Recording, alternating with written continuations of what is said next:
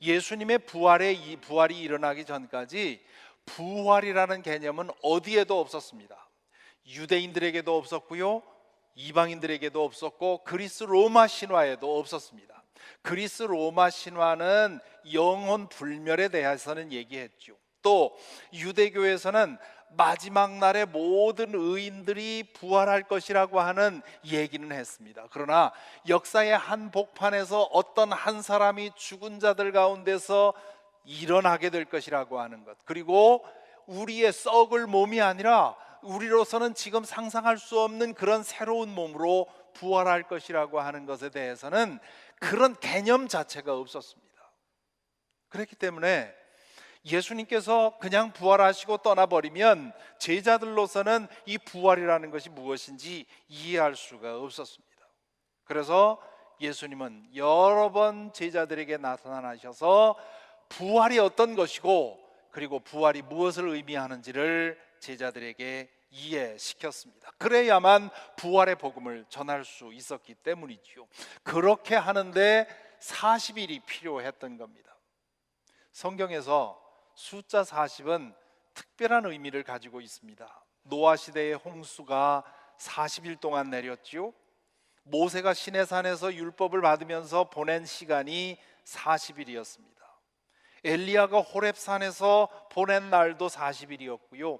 그래서 예수님도 공생애를 시작하기 전에 40일 동안 유대 광야에 나가서 금식하고 기도하셨습니다.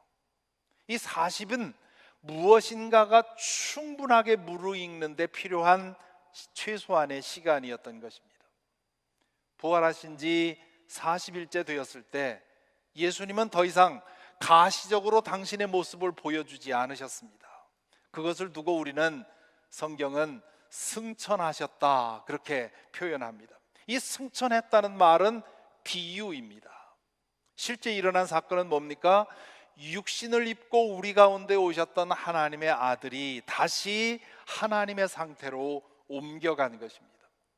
1차원 시간 안에 들어오셨던 분이 영원의 자리로 옮기신 겁니다. 3차원 공간 안에 들어오셨던 하나님이 다시 초차원으로 옮겨가신 것이지요. 그것을 우리로서는 다른 말로 설명할 수가 없기 때문에 승천하셨다, 하늘로 올라가셨다, 하나님 보좌 우편으로 가셨다, 이렇게 표현하는 겁니다. 누가는 이 승천 장면을 2번 기록합니다. 누가복음 24장에서 한번 기록하고요, 사도행전 1장에서 또 한번 기록합니다. 승천하시기 전에 예수님께서 제자들에게 하신 말씀이 있습니다. 누가복음 24장에 보면 이렇게 말씀하시지요. 보아라, 나는 내 아버지께서 약속하신 것을 너희에게 보낸다. 그러므로 너희는 위로부터 오는 능력을 입을 때까지 이 성에 머물러 있어라. 사도행전 1장에는 또 이렇게 기록되어 있습니다. 너희는 예루살렘을 떠나지 말고 내게서 들은 아버지의 약속을 기다려라. 요한은 물로 세례를 주었으나 너희는 여러 날이 되지 않아서 성령으로 세례를 받을 것이다. 약속한 것을 기다려라. 성령의 세례를 기다려라. 그러기 위해 예루살렘에 머물러 있으라고 예수님 말씀하셨죠. 그 명령에 순종해서 제자들과 신도들이 함께 모였는데 120명 정도가 되었다 얘기를 합니다. 베드로의 주도로 가룟 유다가 남겨놓은 그 12사도 한 자리를 제비를 뽑아서 마띠아라고 하는 사람을 뽑아 세우지요. 그리고는 사도행전 1장 14절에 보면 그런 다음 그들은 한 마음으로 기도에 힘썼다 그렇게 되어 있습니다. 이 성령, 오늘 읽은 성령 강림의 사건은 그로부터 열흘이 지난 다음에 일어났습니다. 자, 여기서 우리 좀 상상력을 발휘할 필요가 있는데요, 120명 정도의 신도들이 한 자리에 모여서 기도하고 있었습니다. 당시 가옥 가운데, 당시에는 무슨 뭐 이런 예배당 이런 건물이 없었기 때문에 집에서 모였을 텐데요, 당시의 가옥 가운데 120명 정도가 함께 모일 수 있는 넉넉한 공간은 웬만한 집에는 있지 않습니다. 지금도 많지 않지요. 그러니 필경 이 120명의 사람들이 다닥다닥 옴짝달싹 못하도록 그렇게 모여 있었겠죠. 그런 상태로 열흘 동안 한 자리에 있었던 겁니다. 물론 계속 기도만 하고 있지는 않았겠지요. 잠도 잤을 거고 밥도 먹었을 것이고 뭐 쉬는 시간도 있었겠지만, 그러나 기도하는 것이 중요한 일이었습니다. 제가 1년에 한 번씩 한 주일 혼자 기도원에서 지내는데, 그때처럼 때로는 책도 읽고 때로는 묵상도 하고 때로는 걷기도 하지만, 그러나 더 많은 시간 기도에 전념을 하는 것이죠. 아마 처음 며칠은 뜨겁게 기도했을 겁니다. 예수님께서 약속하신 그것이 곧 오리라고 생각을 하고 기도했겠죠. 그렇지만 하루가 지나고 일주일이 지나고 열흘이 가까워오는데도 아무 일이 일어나지 않는 겁니다. 생각해 보십시오. 그러면 그들 가운데는 지친 이들도 있었을 것이고요, 정말 이게 오는 게 맞나? 이렇게 생각한 사람도 있었을 거고요. 성경에는 없으니까 그런 사람은 없었을 것 같습니다만은 집으로 돌아가고 싶은 사람도 있었을지 모릅니다. 어느 날이라고 약속해 놓았으면 그때까지 기다릴 수 있겠는데, 날을 지정하지 않고 그냥 머물러 있으라고 기다리라고 했으니 언제까지 기다리느냐 말입니다. 그렇게 기다리는 가운데 열흘째 되는 날, 오늘 본문에 보니까 두드러지는 단어가 있습니다. 2절에 보면 갑자기, 우리 개역 개정에 보면 홀연히, 영어 성경에 보면 거의 예외 없이 suddenly, all of a sudden 이렇게 표현이 되어 있습니다. 전혀 기대하지 않은 시간에, 전혀 상상하지 않은 시간에 갑자기 그동안 열흘 동안 조용했던 그 방 안에 일이 일어난 겁니다. 갑자기 일어난 세 가지 사건이 있었어요. 그 중에 하나는 어떤 소리를 들은 겁니다. 하늘에서 세찬 바람이 부는 듯한 소리가 났다, 그렇게 얘기를 하죠. 바람 부는 소리가 났다는 것이 아니라 바람 부는 소리처럼 들리는 어떤 소리가 들렸다는 거죠. 두 번째는 어떤 광경을 보았습니다. 불길이 솟아오를 때 혓바닥처럼 갈라지는 것 같은 혀들이 그들에게 나타났다. 그게 뭔지 모르는 겁니다. 여기 같이 처럼이라고 말을 쓴 이유는 다른 말로는 설명할 수 없는, 그들에게 나타난 그대로 설명하기 위한 것이었죠. 그리고는 변화가 일어났습니다. 그들이 모두 성령으로 충만하게 되어서 성령이 시키는 대로 각각 다른 방언으로, 한 번도 배워보지 못한 외국말로 기도하기 시작을 했다는 겁니다. 이 사건 후에 이 제자들과 신도들에게 큰 전환이 일어났습니다. 두려워서 떨며 숨어있던 제자들이 두려움을 떨치고 밖으로 나왔습니다. 확신을 가지고 복음을 전했습니다. 그들의 전도로 인해서 급속한 변화가 일어납니다. 그로 인해서 예루살렘의 첫 번째 믿음의 공동체인 교회가 생겨납니다. 그래서 이 오순절을 가리켜서 교회의 생일이라고 부릅니다. 예수께서 베드로의 신앙 고백을 들으시고 내가 너의 신앙 고백 위에 교회를 세우겠다고 하신 그 예언이 이 오순절 성령 강림의 사건으로 인해서 이루어진 것입니다. 자, 여기서 우리 질문을 할 것이 있습니다. 성령은 이때 처음 임했는가? 라는 질문입니다. 이 사건을 성령 강림의 사건, 성령 강림의 사건이라고 그렇게 이름 부르다 보니까 정말 성령이 이때 처음으로 임한 것처럼 생각하는 사람들이 있습니다. 하지만 성경을 제대로 본다면 그렇게 말할 수가 없습니다. 성령은 성부, 성자, 성령 삼위의 하나님으로서 영원 전부터 영원 후까지 존재하십니다. 성령은 태초부터 성부 하나님과 함께 창조의 사역자이셨습니다. 그 이후에도 성령은 간헐적으로 역사하셨죠. 사울을 사로잡아서 예언하기도 하셨고 다윗에게 임하기도 하셨고 또 예언자들을 사로잡기도 하셨습니다. 뿐만 아니라 예수님의 사역 안에 성령은 역사하셨습니다.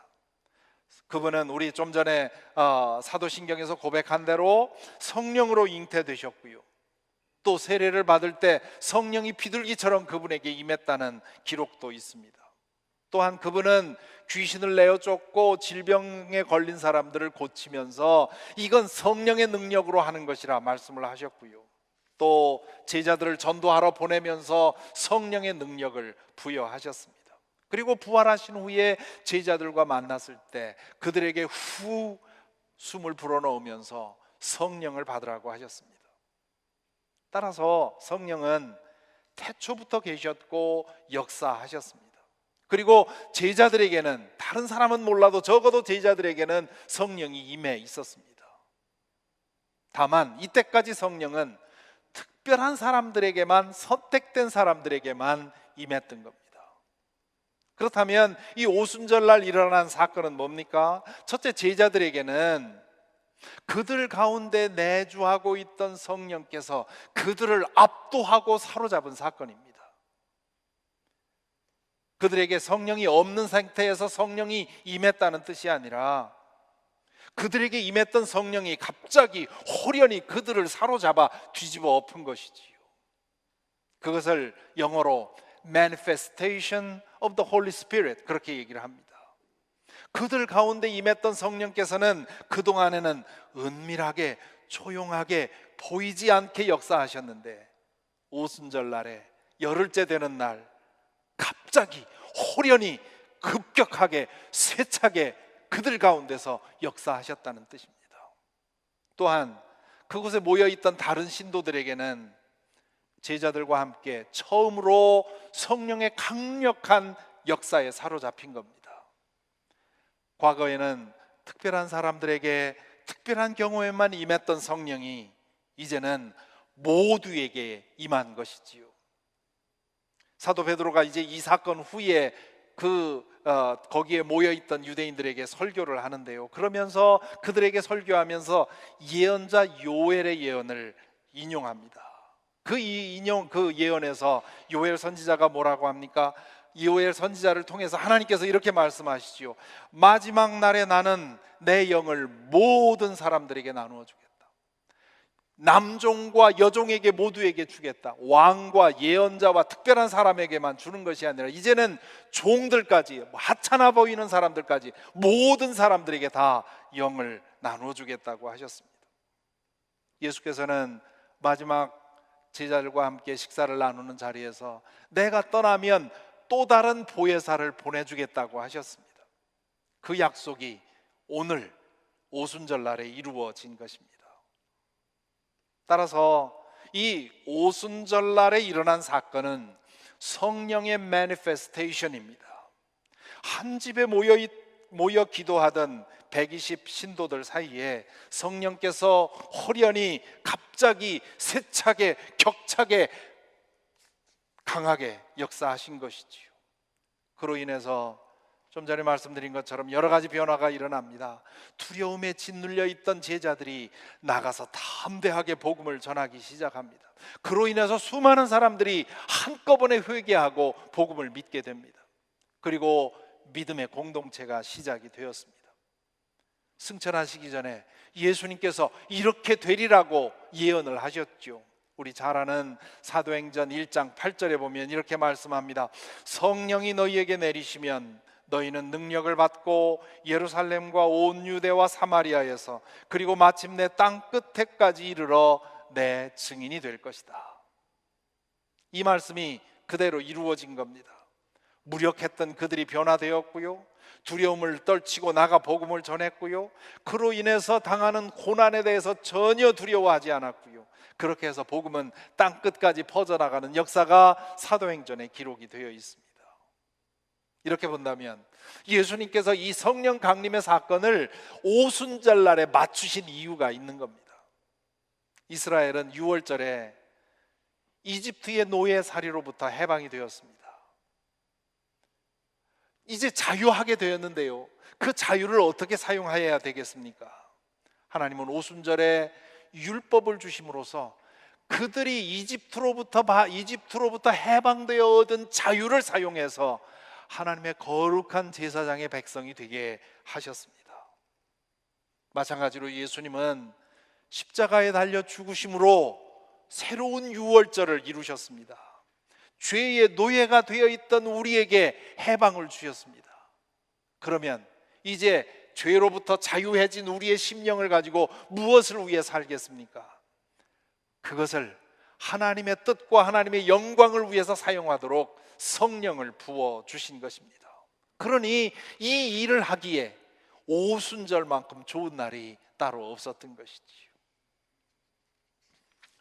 교회 역사를 보면 이 오순절에 있었던 성령 강림의 사건과 같은 그런 비슷한 사건들이 간헐적으로 일어났던 것을 보게 됩니다.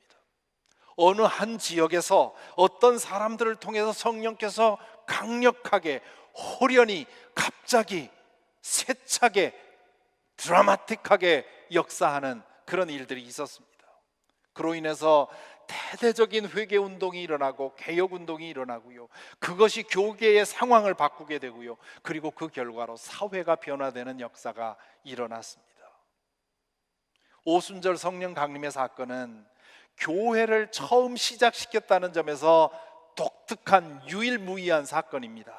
하지만 동시에 성령께서 자신을 드러내셔서 교회를 새롭게 하고 세상을 새롭게 하시는 그런 역사였다는 점에서는 그동안 역사 속에서 거듭거듭 반복이 되어 왔습니다. 몇 가지 예를 들지요. 우리 한국 교회사에서 가장 유명한 성령의 매니페스테이션은 1907년 평양 대부흥운동에서 일어났습니다. 1907년 1월 2일 평양 장대현 교회에서 시작된 사경회 때, 그것을 평양의 오순절이라고 부르지요. 첫날부터 성령의 강력한 역사가 회중을 사로잡았습니다. 누가 의도한 것이 아닙니다. 누가 계획한 것이 아닙니다. 그런데 그날 사경회를 할 때부터 이상하게 사람들이 감동을 하면서 통곡하게 되고 기도하게 되고요, 뒤집어지게 되고요, 그 일이 하루 이틀만이 아니라 일주일만이 아니라 한 달, 두 달 계속되고요, 평양에서부터 전국적으로 퍼져나갑니다. 이때 기독교 인구가 1%가 안 되던 그런 기독교 인구가 이 이후에 급격하게 불어나게 되고, 그 결과로 술과 노름과 담배와 도박과 이런 것에 찌들려 있던 한국 민중들이 변화되고 개혁되고 변화되는 역사가 일어났습니다. 영국 교회사에서 예를 들자면 1738년 5월 28일 존 웨슬리 목사님이, 그때는 성공의 신부님이었죠, 조그만 기도처에서 그날 8시 45분에 그 조그만 기도처에 들어가서 기도하는 중에 마음이 이상하게 뜨거워지는 그런 경험을 한 후로 그를 통해서 일어난 이 성령운동을 예를 들 수가 있습니다. 그 이후로 웨슬리와 그 형제들과 그 친구들을 통해서 강력한 갱신운동이 일어나게 됩니다.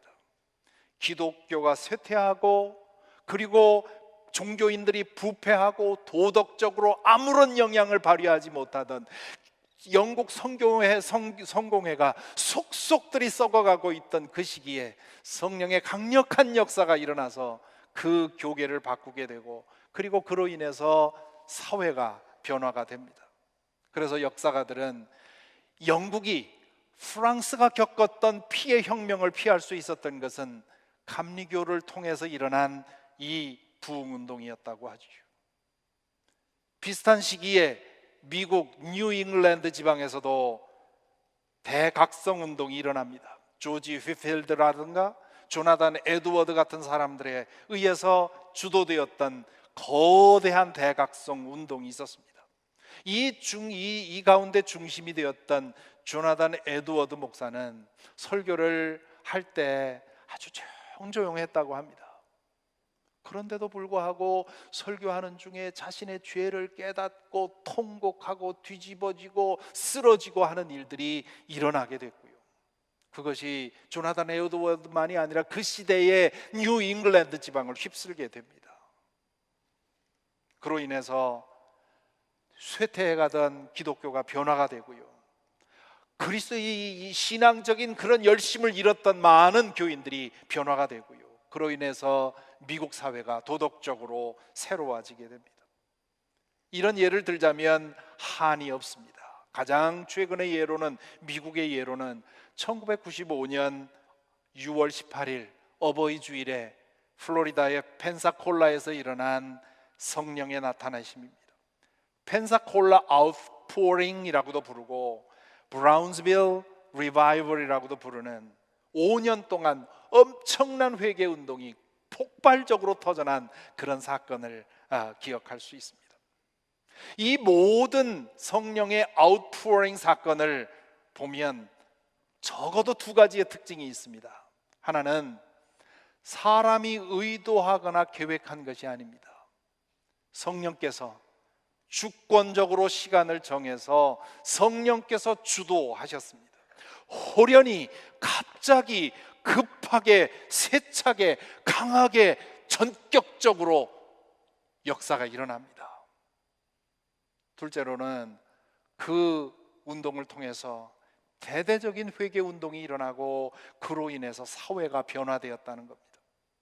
먼저 이런 사건으로 인해서 명목적인 신앙, 그저 미지근한 신앙을 가지고 있었던 그리스도인들이 먼저 깨어납니다.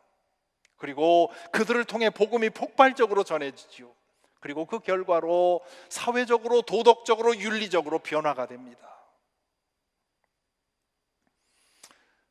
그러면 그런 성령의 아웃포링, 매니페스테이션이 일어나지 않을 때는 그럼 성령이 역사하지 않았느냐, 그렇게 물을 수 있겠죠. 그렇지 않습니다. 오순절 성령 강림 사건 이후에 교회 안에는 항상 성령이 역사하고 있었습니다. 성령께서 모든 믿는 이들 가운데, 예수 그리스도를 주님으로 진실로 영접한 사람들 가운데 성령께서 임하셔서 그들 가운데 내주하십니다. 다만 조용히, 잠잠히, 부드럽게, 섬세하게, 드러나지 않게 역사하십니다. 이 기간에는 교회도, 믿는 이들도 조용히, 잠잠히, 드러나지 않게 일합니다. 하지만 그러는 중에 믿음을 잃는 이들도 있었습니다. 침체되는 이들도 있었고요, 또 믿음을 떠나는 이들도 있었습니다. 그런 쇠퇴가 깊어지면 신자들은 겨우 자신의 믿음을 지키는 것에도 힘들어할 정도로 영적으로 약해졌습니다. 교회는 사회적인 영향력을 잃고 쇠퇴했습니다. 목회자들은 영적으로 타락하고 도덕적으로 타락했습니다. 그로 인해서 교회 대다수가 쇠퇴했죠. 이런 흐름을 뒤집어 놓는 성령의 강력한 사건, 그것이 역사 속에 있어 왔다는 겁니다. 이미 신자들 가운데 내주하시는 그 성령, 이미 교회 안에서, 교회마다에서 역사하시던 그 성령께서 폭발적으로 자신의 존재감을 드러내서 대대적인 회개의 역사가 일어나고 믿는 이들의 믿음이 새로워지고 교회가 부흥하게 하고 사회적인 변혁을 일으킨 것입니다. 오늘 우리 이 성령 강림절을 오늘 지키면서 질문할 것이 있습니다. 지금 우리 시대는 또 한 번의 outpouring, manifestation of the Holy Spirit이라고 하는 이 사건을 요구하고 있다는 사실입니다. 지금도 우리 성령은 우리 중에 역사하십니다. 제 안에도 역사하고 계시고 여러분 안에도 계시고요, 우리 교회 안에서도 주 성령께서 역사하십니다. 그 성령께서 신비하게 움직이는 것을 저는 문득문득 보면서 감사하고 또 용기를 얻고 희망도 얻고 또 기도도 합니다. 하지만 이제는 우리 교회 차원을 떠나서 강력하고 세찬 하나님의 성령의 역사가 일어날 때가 되었습니다. 여러분 다 아시지 않습니까? 교단마다 신도수가 지금 급격하게 감소하고 있습니다. 팬데믹 이후에는 더욱더 심해졌죠. 믿는 이들은 이 팬데믹에 지쳐서 자신의 신앙을 지키는 것에도 전전긍긍하고 있습니다. 많은 이들이 믿음의 침체를 겪고 있고 믿음을 떠난 사람들이 많습니다. 많은 목회자들이 영적으로 지쳐 있습니다. 우리가 살고 있는, 우리가 속해 있는 이 버지니아 연회만 해도 이번에 파송을 다 할 수 없을 만큼 목회자들이 20% 이상이 지쳐서 은퇴했습니다. 우리가 속한 이 UMC만 보더라도 그렇고요. 또한 쇠퇴를 할 줄 모르던 미국 최대 교단인 서던 베프티스트 처치조차도 급격한 쇠락을 지금 감당하고 있습니다. 우리가 사는 미국 사회를 보더라도 그렇고 한국 사회를 보더라도 그렇습니다. 이대로는 안 된다는 생각, 뭔가 근본적이고 획기적인 사건이 일어나야만 한다는 생각, 오순절에 일어난 것 같은 성령의 매니페스테이션이 우리 가운데 있어야만 한다는 그런 간절한 열망이 교회를 사랑하는 사람이면 누구에게나 있을 것입니다. 그렇다면 이것을 이렇게 생각하면서 우리는 무엇을 해야 할까요? 두 가지만 간단히 말씀드립니다. 첫째는 기대하고 기도하고 기다려야 합니다. 앞에서 말씀드린 것처럼 이건 사람이 만들어낼 수 있는 것이 아닙니다. 사람이 만들어내려고 하다 보니까 종교적인 사기꾼들이 생기는 거죠. 이단자가 생기는 거죠. 이건 전적으로 성령께서 판단하시고 주관하시고 행하시는 일입니다. 우리가 할 수 있는 것은 주님께서 그것을 이루어 주시기를, 우리 가운데 우리도 어찌할 수 없는 그런 세찬 하나님의 역사가 일어나게 되기를 소망하며 갈망하며 기도하는 것뿐입니다.